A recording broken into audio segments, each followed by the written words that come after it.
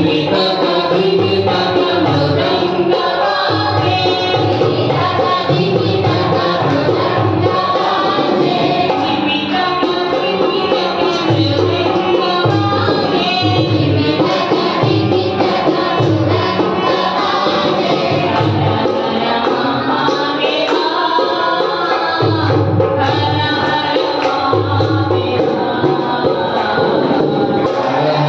Mahadeva.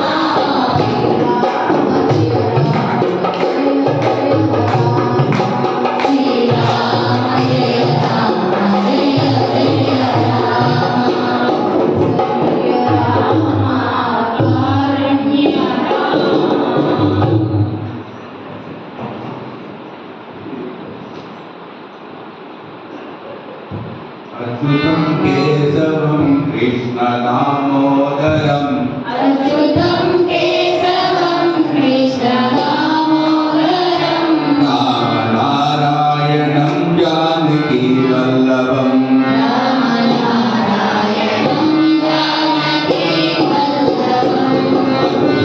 केशवं कृष्णदामोदरम् अच्युतं केशवं कृष्णदामोदरं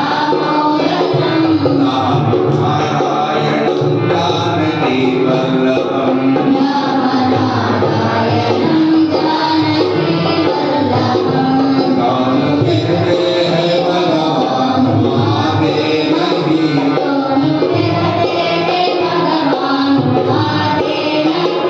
मीरा के जैसे बुलाते नहीं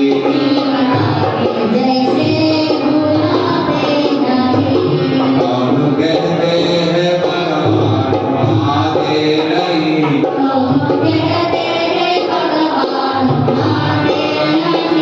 मीरा के जैसे बुलाते नहीं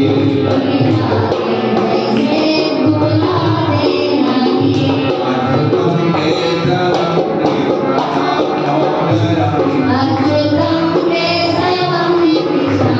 कृष्णदामोदरम् रामनारायणं जानकीवल्लभम्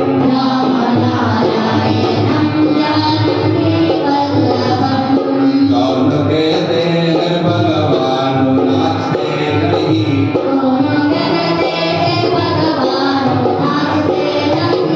गोपियों के जैसे नचाते नहीं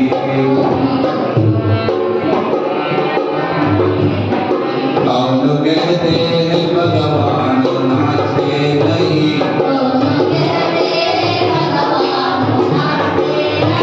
गोपियों के जैसे नचाते नहीं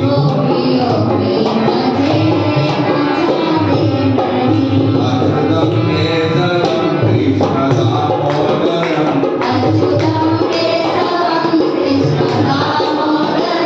रामनारायणं जानकीवल्लभम्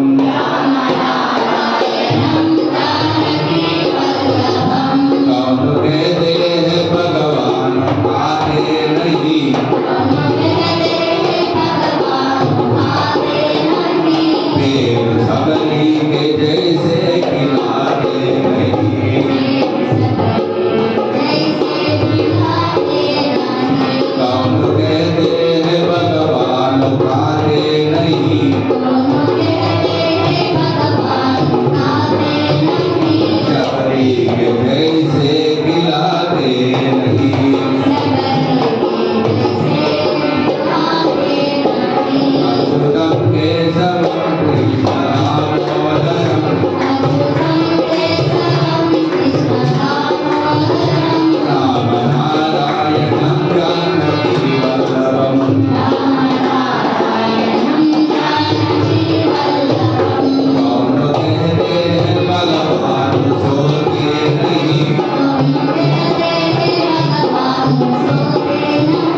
माँ यशोदा के जैसे सुलाते नहीं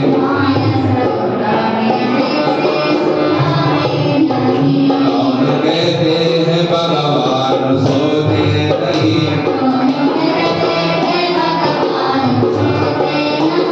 माँ यशोदा के जैसे सुलाते नहीं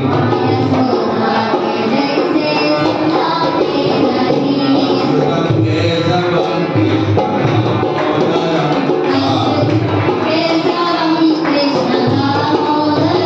रामनारायणं जानकीवल्लभम्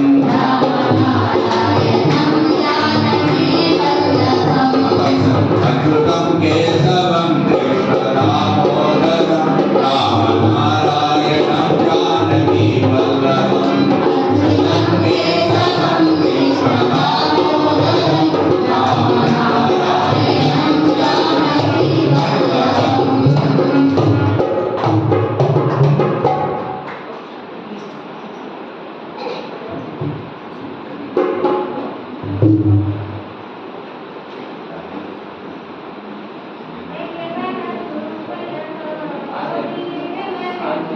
ఇచ్చే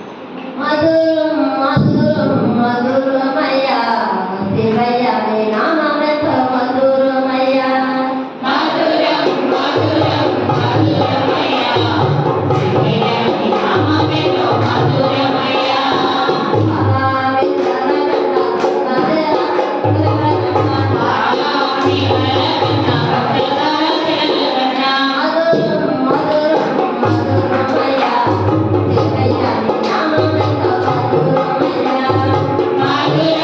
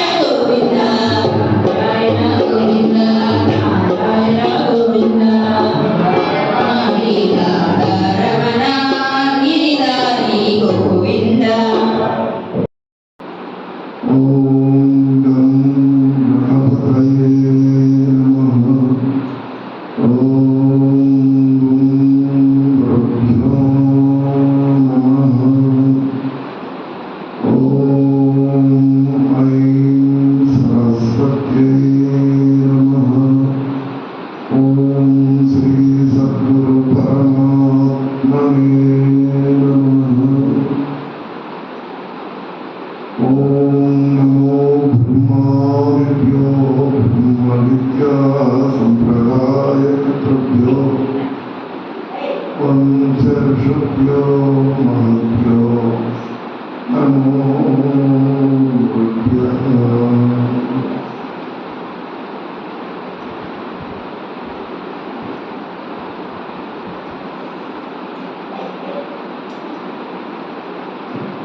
ఈరోజు ఏం చెప్పాలో నాకు అర్థం కావట్లేదు. అరుణి అనే ఒక మహర్షి ఉన్నారు. తత్వమసి కనిపెట్టింది ఆయనే. అసలు ఈ మహావాక్యాల్లో ప్రజ్ఞానం బ్రహ్మ, తత్వమసి, అహం బ్రహ్మాస్మి ఇవి ఉన్నాయి కదా. తత్వమసి ఆయన కనిపెట్టిందంటారు. అరుణి అనే ఆయన శిష్యుడిగా ఉన్నప్పుడు గురువుగారి దగ్గర, ఆ రోజుల్లో గురువుగారి పొలాలు ఉన్నాయి. వాళ్ళకి ఏముంది, శిష్యులు, గోవులు, పొలాలు అవన్నీ కూడా శిష్యులే చేస్తుంటారు, నడుస్తుంటుంది. రాత్రి చెరువు గట్టు విపరీతంగా వర్షం వచ్చింది. చెరువు మంచి పంట మీద ఉంది, పొలం. ఆ 4 గింజలు వస్తేనే ఆశ్రమంలో శిష్యులు వీళ్ళందరూ కూడా బ్రతికేది. శిష్యులందరినీ పంపించారు. 10 మంది ఉన్నారు. ఒరే మీకు కొంచెం చూసినట్టుగా ఆ చెట్టు గడ్డి పడితే కనుక నీళ్ళన్నీ వచ్చి పంట అంతా పోతుంది చూడండి అంటే అందరూ చూసి వచ్చారు. 9 మంది బాగా గారు అందరూ చెప్పారు. ఈ అరుణి అనేటువంటి పిల్లవాడు 12-13 ఏళ్ళు ఉంటాయి. వాళ్ళ దగ్గర చిన్న నీరు పోతుంది. ఆ చెరువులో నుంచి పొలాలలోకి నీరు చిన్న బెచ్చం పడి నీరు పోస్తుంది. ఏం చేశాడు ఈ అబ్బాయి? మట్టి, రాళ్ళు వేసి ఆ బెచ్చం ఆఫ్ చేస్తారు కదా, ఆఫ్ చేసి ప్రయత్నం చేశాడు. వీళ్ళందరూ తొందరగా అంత బాగా చెప్పాలి తొందరగా గురువు గారికి వచ్చేసారు. వాడు అప్పుడే ఉండిపోయాడు. పాపం శిష్యుడు అనేవాడు ఎలా ఉంటాడంటే చాలా జాగ్రత్తగా గురువు గారు చెప్పిన పనిని ఎక్కడ నేను ఇంకా కరెక్ట్గా చేశానా లేదా, దీంట్లో ఏమైనా తప్పు ఉందా ఏంటి అని చెప్పి వెళ్ళి చూస్తే చిన్న నీరు వస్తుంది. ఇక్కడ చిన్నగా నీరు వస్తుందంటే ఇది పెద్దదవుతుంది. పెద్దదైతే ప్రవాహం అవుతుంది. దీన్ని ఆఫ్ చేయాలి. మట్టి వేశాడు, రాళ్ళు వేశాడు, అయినా ఆగటం లేదు. చివరికి ట్యాగ్ వేశాడు. పోటీ శిష్యుడు ఎవరు లేదు. వెంటనే వెళ్ళిపోయి ఆ బెజ్జానికి కొంచెం కాలువలా తీసుకొని దాన్ని పట్టుకొని వీపు ఆఫ్ చేసి పడుతున్నాడు. పెద్ద తుఫాను ఇది. అందరూ వచ్చారు. మీరు గురువు గారు తెలవారుగా ఉన్న 4 గంటలకి ఒరే మీ అందరూ వచ్చారు, వాడు ఏంట్రా అరుణి ఏంట్రా అని అడిగారు. ఏమో గురువు గారు రాలేదు, మేము ఇప్పటి వరకు వచ్చాము, వాడు రాలేదండి అన్నారు. మీరు వచ్చిన సేపు అయిందండి, 1 గంట సేపు. మరి బుద్ధి ఉండగలరా, మీ తోటి వాడు రాకపోతే మరి మీరు వెతుక్కోవచ్చా అని చెప్పి క్యాచ్ చేసి పదండి అని చెప్పి వెంటనే ఒక నాలుగు తీసుకొని వీళ్ళు బయలుదేరారు గురువు గారికి శిష్యుడు. అరుణి అనుకుంటూ క్యాచ్ చేసుకుంటూ ఆయన పెడుతున్నారు. వీళ్ళంతా చెరువు అంటే మామూలు ఉంటుందా, ఎప్పుడో కింద వాడి మీద కూడా నీళ్ళు వెళ్ళిపోతూ ఉంటే వాడు దాని దగ్గర రంధ్రం దగ్గర అలా పడుకొని స్పృహ పడిపోయి ఉన్నాడు.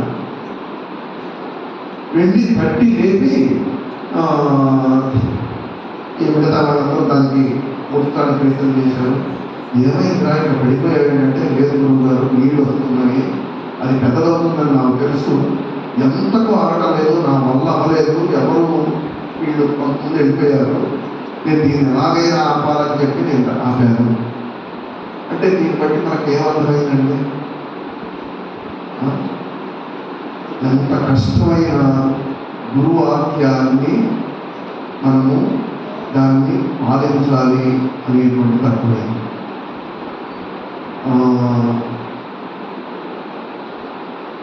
జాబాలి సత్యకాముడు నేను చెప్పాను ఒకసారి, జ్ఞాపకం ఉందా? జాబాలి సత్యకాముడు కూడా ఉపనిషత్తుల్లోనే వస్తుంది. వాడికి విద్య నేర్చుకోవాలని ఉంటుంది.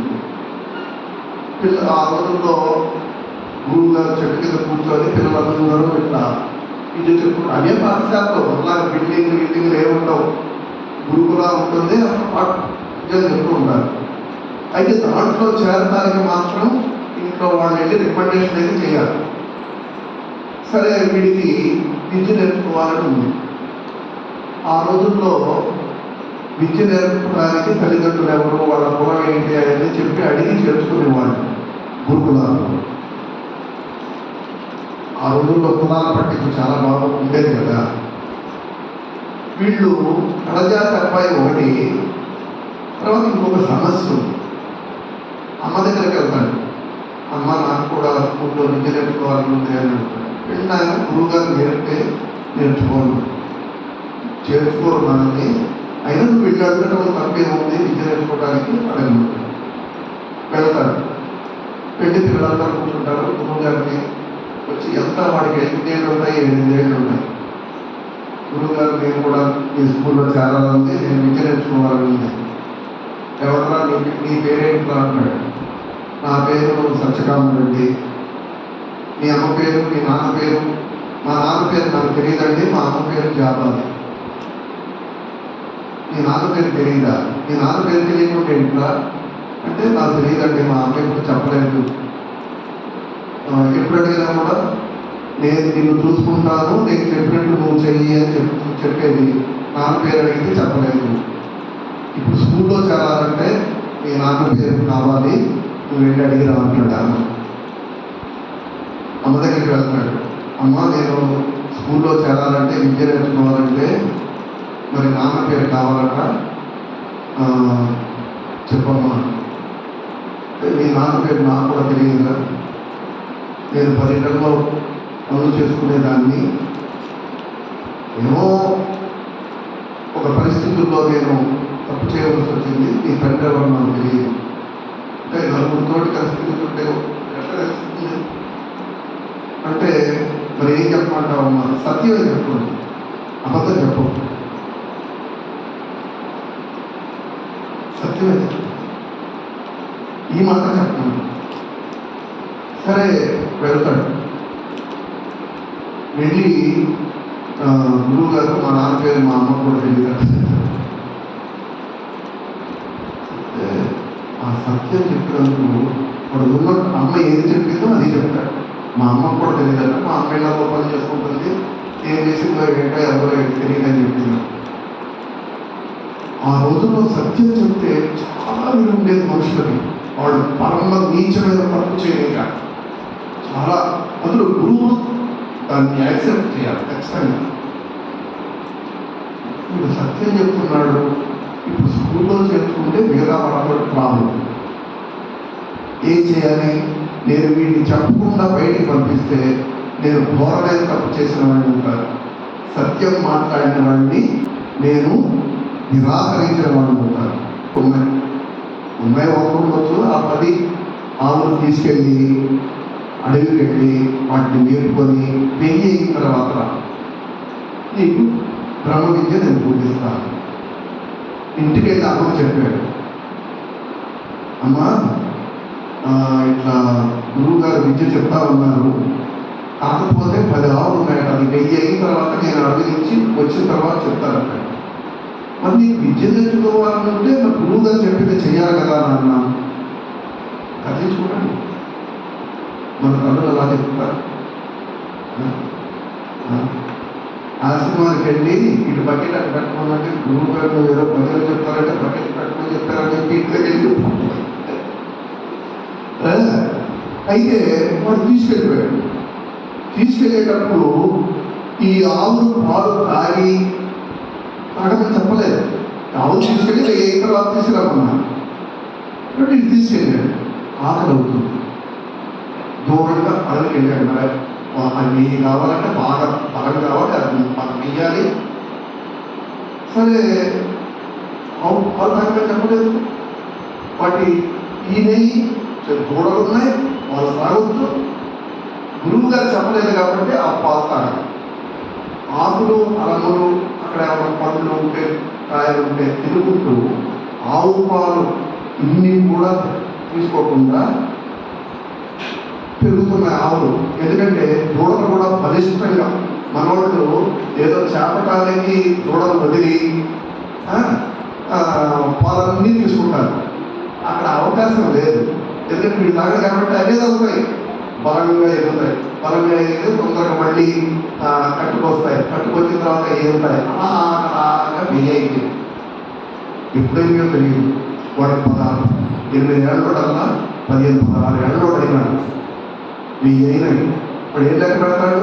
అలాగే ఉన్నాడు. వాడు చెట్టు కింద కూర్చొని ఉంటే ఇంద్రుడు వచ్చి, ఒరే నీ గురువు గారు చెప్పినట్టుగా 1000 అయినా ఆవులు, నీ ఆవులు తొలికెళ్ళగా అని చెప్పాడు ఇంద్రుడు. మానవ రూపంలో వచ్చి అలాగా అయితే వెళ్తానండి అని నీకు ఒక ఉపదేశం చెప్తాను. అసలు ఈ సృష్టి ఎలా జరిగిందో, ఈ భూమి అంటే ఏమిటి, సముద్రాలు అంటే ఏమిటి, అంతా కూడా తను విద్యను బోధించాడు. వీటిని తోలుకొని గురువు గారి దగ్గరికి వెళ్తా ఉన్నాడు. ఇంకా కొంత దూరం వెళ్ళిన తర్వాత వరుణదేవుడు వచ్చి, ఒరే నీకు ఈ బ్రహ్మ విద్య గురించి చెప్తాను అంటే ఆ శ్రద్ధగా చేయటం వల్ల చదవాల్సిన అవసరం రాలేదు. వాళ్ళు ఏది బోధిస్తే అది వస్తుంది. అప్పుడు ఈ సృష్టి గురించి ఇంకాస్త విస్తారంగా చెప్తాడు. భగవంతుడి గురించి, దేవతల గురించి ఇట్లా. ఇంకా కొంత దూరం వెళ్ళిన తర్వాత అగ్నిదేవుడు ఎదురయ్యి ఆయన బోధిస్తాడు. బోధించిన తర్వాత ఇట్లా దేవతలే ఆయన మొత్తం బ్రహ్మ విద్యను బోధించి ఈ ఆవులని అప్పుడు వీడు తేజోమయంగా ఎంతో జ్ఞానంతో గురువు గారి దగ్గరికి 1000 ఆవులు తీసుకొని వెళ్తాడు. గురువు గారు చూశాడు వాడిని, గురువు నుంచి బయట చూశాడు. వాడిలో బ్రహ్మ తేజస్సు ఉట్టి పడుతోంది. సాష్టాంగ నమస్కారం చేస్తే శిష్యుని లేవనెత్తి కౌగులించుకున్నాడు. ఆయన ఇప్పుడు ఏమిటన్నాడు? ఇప్పుడు ఏంటంటే, మిమ్మల్ని బ్రహ్మ విద్య కోసం మీ దగ్గరకు వచ్చారు కదా గురువు గారు, అది నాకు బోధించండి. మీరు చెప్పినట్టుగా నేను 1000 ఆవులు చేసి తీసుకొచ్చానంటాడు. ఒరే నీకు ఇంకా నేను బోధించాల్సింది ఏమి లేదురా, అన్నీ కూడా దేవతలే నీకు బోధించి పంపారు. అయినా సరే నా ధర్మంగా అంతిమంగా ఆత్మతత్వం గురించి చెప్తానని చెప్పి గురువు గారు ఆ విధంగా ఆయన బోధించారు. ఇప్పటికీ జాబాలి సత్యకామని చెప్పి వాళ్ళ అమ్మ పేరు, కొడుకు పేరుతోటి ఉపనిషత్తు ఉంది. మాకు ఉపనిషత్తు, దశ ఉపనిషత్తులు నేను చదవాలి సన్యాసి అయిన తర్వాత. ఆ చదువుతుంటే విషయాలు తెలిసాయి.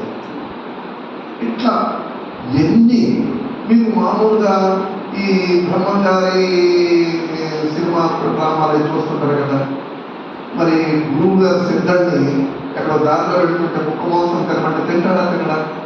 అది కంపు కొడుతుంది. అసలు మామూలు మాంసమే ఈ తినేవాళ్ళకి ఏం చెప్పలేదు అనుకోండి, కానీ కుక్క మాంసం ఇంకా వాసన వస్తుందా అట్లుంటే. గురువు వాక్యంతో గురువు చెప్పాడని చెప్పి దాని ముందు మంచిగా వాసన పెట్టి వేసుకొని కూర్చొని ఆచరణ చేస్తే అది మంచి ఫలాలు అయిపోయాయి. ఆదిశంకరాచార్య గారు నది అవతల ఉంటాడు, చదువు కాదు శిష్యుడు. వాడి మీద మిగతా శిష్యులందరూ కూడా అసూయ పడుతుండేవాడు. వాడంటే ప్రేమ, గురువు గారికి చదువు రాదు, వీడి ముగ్గురికి మంచి సంస్కృతి అంతా వచ్చు. వాడంటే ప్రేమ కలుగుతుంది. మేము ఎంత చదువుకున్న వాళ్ళం, మాకు ఇంత విద్య వచ్చును, గురువు గారు ఏంటి వాడిని ప్రేమిస్తారని వీళ్ళకి అసూయ కలిగింది. ఇదంతా చూస్తున్నాడు. వీళ్ళందరూ ఆ ముగ్గురు వీడిని కొంచెం చేదరించుకోవటం, తక్కువగా చూడటం, గురువు గారు ప్రేమించడం, ఇదంతా వాళ్ళు పుస్తకాలు ఇదంతా తెలిసి ఎందుకు నది అవతల పంపించారు. ఇవన్నీ పెద్దవాళ్ళు చేస్తారు. ముగ్గురికి ఉన్నారు.